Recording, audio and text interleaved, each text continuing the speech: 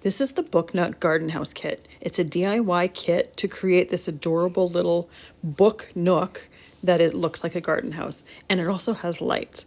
My daughter got this kit and there's all sorts of different things in here. It's labeled very, very well. And there's a booklet that works through the entire project step by step. The only thing she said is she wished the booklet was in color, but still had no problem figuring out exactly what piece went where, and found it easy to create everything step by step because it was all so well labeled.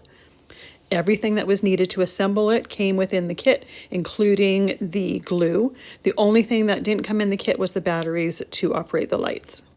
Before she even finished the project, she knew exactly where she was going to put it, and she absolutely loved the garden theme. It's totally her.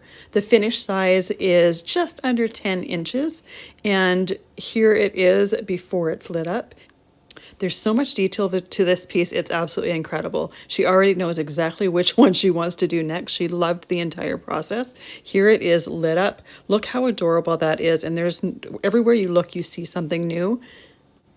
She put it together over several different sessions, but she loved the entire process and how well instructed it was.